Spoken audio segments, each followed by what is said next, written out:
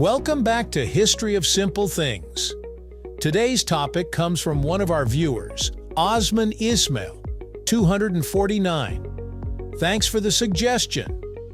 You asked, who invented the sewing machine and how did it come to be? If you've ever watched a sewing machine in action, needles flashing, fabric gliding effortlessly beneath, you know how mesmerizing it can be. It looks so simple, so seamless. But the journey to create this machine was anything but smooth. From broken dreams to stolen patents and courtroom clashes, the sewing machine has one of the most dramatic invention stories in history. So who really invented it? And how did it stitch its way into everyday life? Stick around as we unravel the fascinating tale of the sewing machine, right here on History of Simple Things.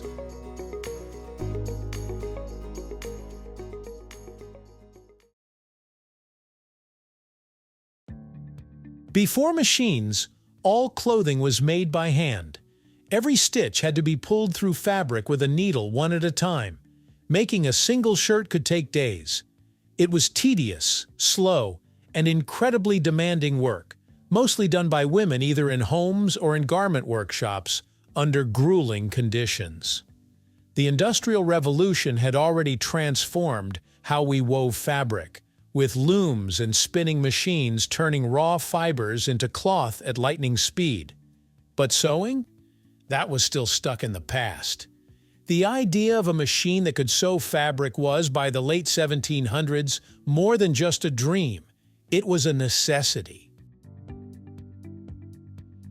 The first known attempt to create a mechanical sewing device dates all the way back to 1755, when a German-born inventor named Charles Weisenthal was granted a British patent for a needle designed specifically for a machine.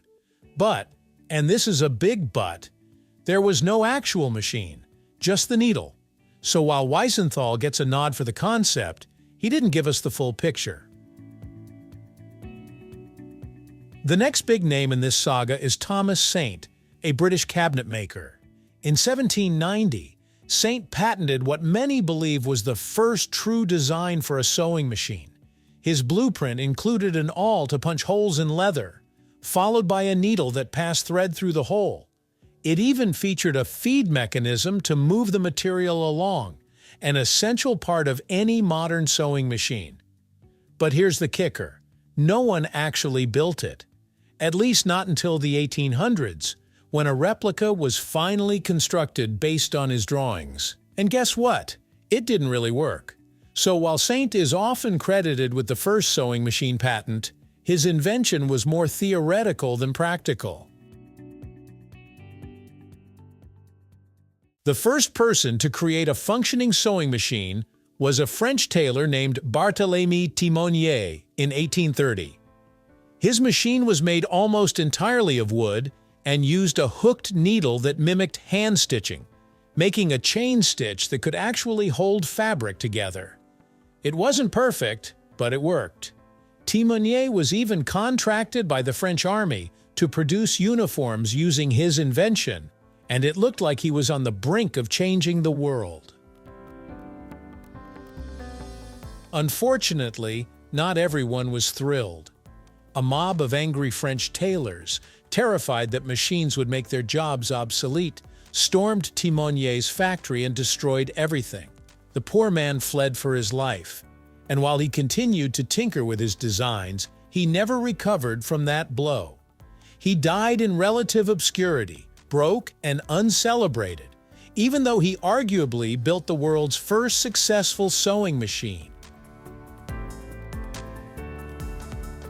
Over in America, a man named Walter Hunt was working on his own version in the early 1830s.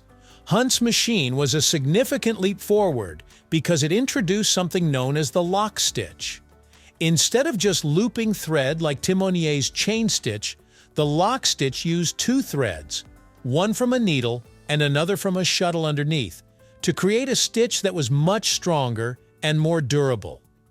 That Lockstitch is still used in most sewing machines today. But Hunt made a classic inventor's mistake. He didn't patent his design.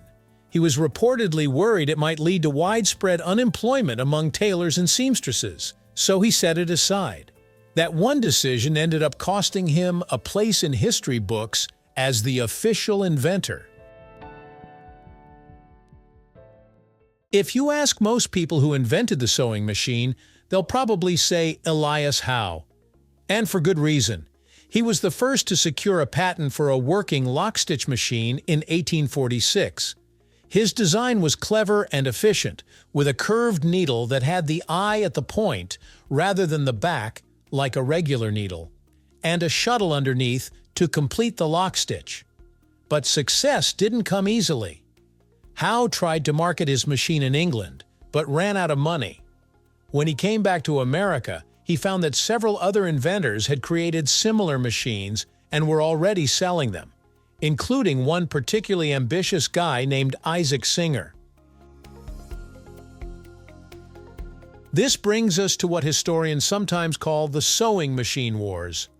Elias Howe, now broke and frustrated, filed lawsuits against the makers of rival machines, arguing that they were all infringing on his patent. And in many cases, he won. The most high-profile battle was with Isaac Singer, who had designed a wildly popular machine with a foot pedal and a straight needle, features that made it far more practical for everyday use. Singer argued that his design was unique. Howe insisted otherwise. After a heated legal fight, Howe prevailed and was awarded royalties for every machine Singer sold. Eventually, to stop the constant litigation, several sewing machine manufacturers formed a kind of truce in 1856 called the Sewing Machine Combination. This was essentially a patent pool. Everyone shared their designs and agreed to pay royalties.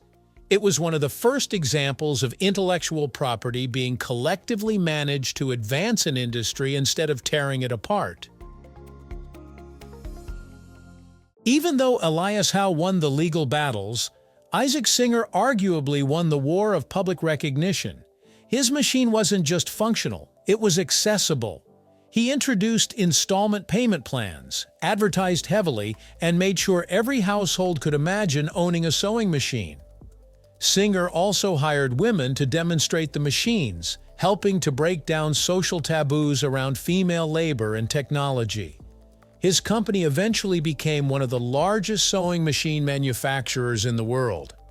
So while he didn't invent the sewing machine, he made it a household item. Today's sewing machines, whether they're basic home models or high-speed industrial powerhouses, still rely on the core concepts introduced in the 1800s. The Lockstitch, the needle with an eye at the point, the shuttle, all of those features have stood the test of time. Of course, modern machines now include electronic components, digital screens, and automatic features, but they're all descendants of the rough, clunky, and often wooden prototypes built by the likes of Thimonnier, Hunt, Howe, and Singer. So who really invented the sewing machine? It's hard to pin it on just one person. Charles Weisenthal had the idea. Thomas Saint sketched it out. Barthélemy Thimonnier made the first working version. Walter Hunt created the Lockstitch but didn't patent it. Elias Howe did, and fought to keep his name in history. Isaac Singer made it famous. The sewing machine was, like most great inventions, not born in a single moment but rather stitched together over time, with each inventor adding a crucial thread to the design. Thank you for watching. If you have suggestions for our next video, feel free to share them in the comments below. We'll be sure to give you an acknowledgement for your contribution. Thank you for joining us on this journey through the history of simple things. Don't forget to like, subscribe, and stay tuned for more stories woven through the smallest details.